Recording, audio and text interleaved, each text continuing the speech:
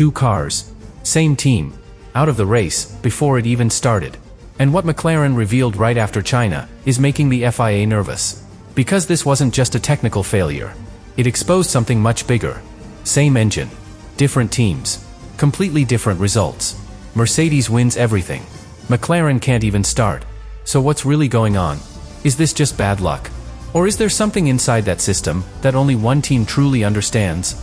Stay until the end, because one hidden detail McLaren uncovered could change the entire championship. Subscribe now, because this story is about to get very uncomfortable. At first, nobody wanted to overreact. Because failures happen. Even to top teams. Even at the start of a new regulation era. New systems. New limits. New risks. So when both McLaren stopped in China, the immediate reaction was simple. Unlucky. Painful. But explainable. That's what it looked like on the surface. But inside the paddock, it didn't feel that way. Because engineers don't just see failure. They look for patterns. And this pattern didn't make sense. Two cars. Same issue. At the exact worst moment possible. Before the race even begins. That's not random. That's systemic. And this is where McLaren started to look deeper. Not at what failed, but why it failed. Because in modern Formula One, especially under the 2026 regulations, the power unit is no longer just an engine. It's a network. Electrical systems. Energy recovery. Deployment strategies. Software layers controlling everything in real time. If one part misbehaves, the entire system collapses. And that's exactly what McLaren experienced. A total shutdown. Not gradual. Not manageable. Instant. And here's where things start to get uncomfortable. Because when they traced the issue, it didn't point to something isolated. It pointed toward systems connected to the power unit. And that changes everything. Because McLaren doesn't control that entire system. Mercedes does. And suddenly, this is no longer just a McLaren problem. It becomes a shared responsibility. But also, a shared risk. And this is where tension quietly begins. Because think about the position McLaren is in. You are fighting for podiums. You are building momentum. And then, without warning, both cars are out. Not because of strategy. Not because of driver error. But because of something you don't fully control. That's not just frustrating. That's dangerous. For your season. For your confidence. For your trust. And trust is everything in a partnership like this. But here's where it gets even more revealing. Because this wasn't the first sign.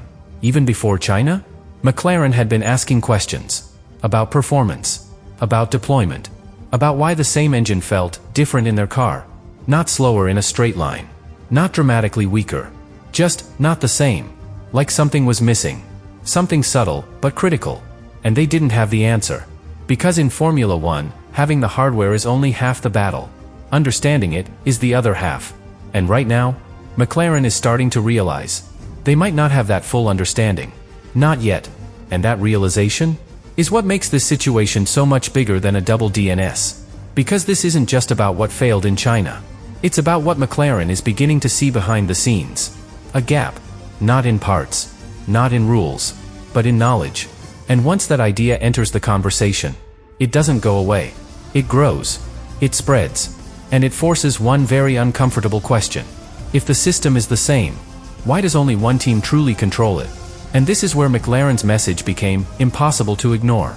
Because once you accept that there is a knowledge gap, you have to ask the next question. Why does that gap exist in the first place? Because in theory, every customer team receives the same thing. Same engine. Same specifications. Same regulations. That's how Formula One is supposed to work. But what McLaren started to hint at changes that completely. Because according to what they've been experiencing, it's not about what they receive. It's about what they don't. Information. Data. Context. The invisible layer that turns a powerful engine into a dominant one. And this is where things start to get political. Because McLaren hasn't accused Mercedes of breaking rules. They haven't said anything illegal is happening. But what they are suggesting is something much more uncomfortable. That not all knowledge is being shared equally. That there are limits. Boundaries. Invisible walls. And inside those walls is where performance lives. Because think about it. In this new era, managing energy is everything. When to deploy. How aggressively to harvest. How to avoid overheating. How to keep performance consistent across an entire stint. These are not things you guess. These are things you learn. Over time. With data. With experience. And most importantly, with access. And right now, Mercedes has all of that. While teams like McLaren are still trying to piece it together.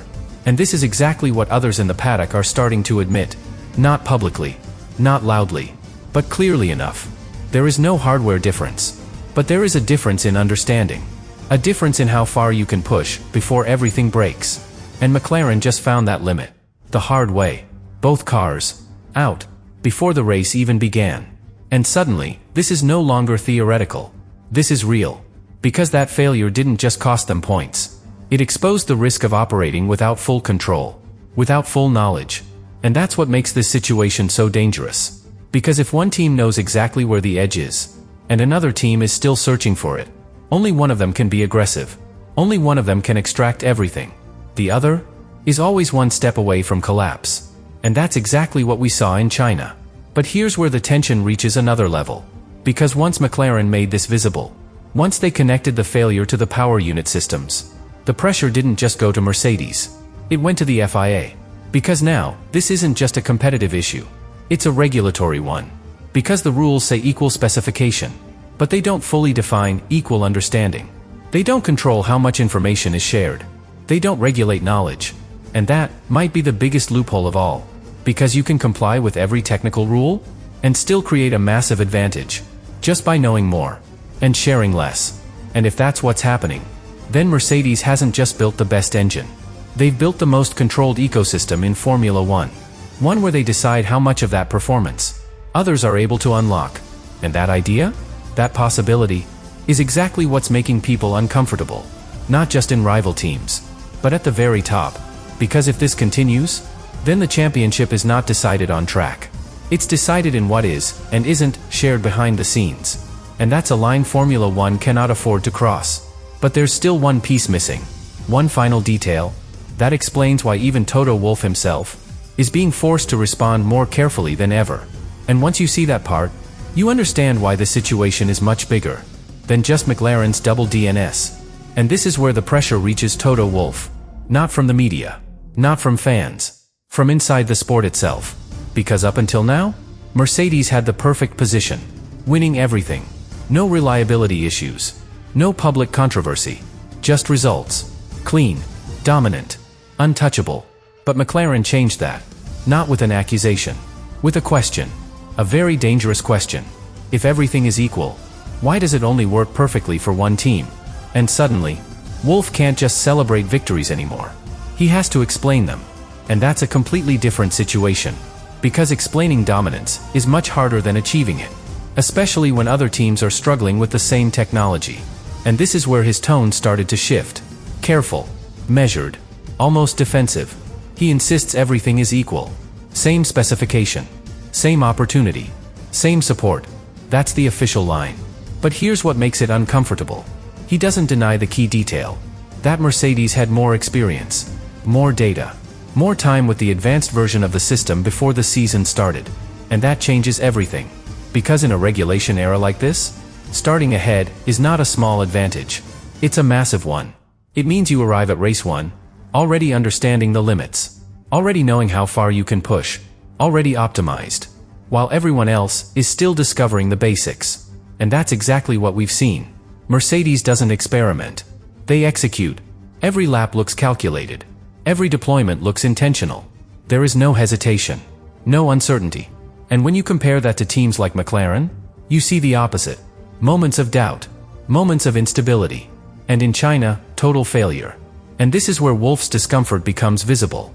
Because the more McLaren pushes for answers, the more this situation moves into the spotlight. And the more people start connecting the dots. Dominance on one side. Failures on the other. Same system.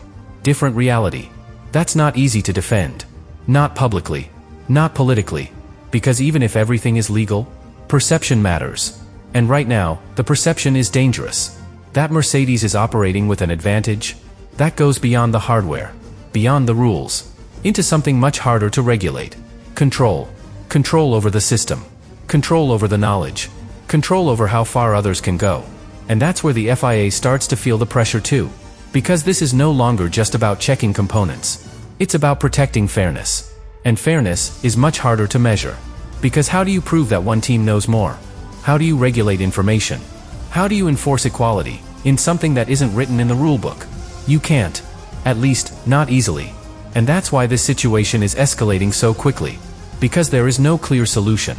Only consequences. If the FIA does nothing, Mercedes could continue building an advantage that no one can reach.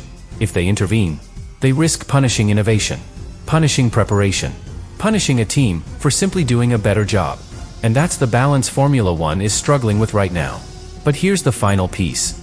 The one that connects everything. Because what McLaren revealed, what made Wolff uncomfortable, what forced the FIA to pay attention, was not just the failure. It was the realization that this gap is not closing. It's growing. Race after race. Lap after lap. And if nothing changes, then this isn't a battle anymore. It's a countdown. A countdown to a season where the outcome is decided, long before the final race. And the real question now is not whether McLaren can recover. It's whether anyone on the grid can actually catch something they still don't fully understand. And this is where everything starts to point toward one unavoidable conclusion. Because up to now, you could still believe this was temporary. A rough start. A learning phase. Something teams like McLaren would eventually solve. That's what usually happens in Formula One. Gaps close. Performance converges. The grid tightens. But this time, something feels different. Because the more races go by, the clearer the pattern becomes. Mercedes is not just ahead. They are stable, predictable, untouchable under pressure. And everyone else is reacting, adjusting, trying to catch up, but never quite getting there. And that's the real danger. Because when one team understands the system completely, and the others are still discovering it, the gap doesn't shrink. It grows. And McLaren is starting to realize exactly that. Because after China, this is no longer just about fixing a failure. It's about questioning the entire foundation of their package. How much do we really understand? How much are we missing? And more importantly, how much are we not being told? Those are not technical questions. Those are strategic ones. And once a team starts asking that, everything changes. Because now it's not just about performance. It's about trust. And trust, once it cracks, is very hard to rebuild.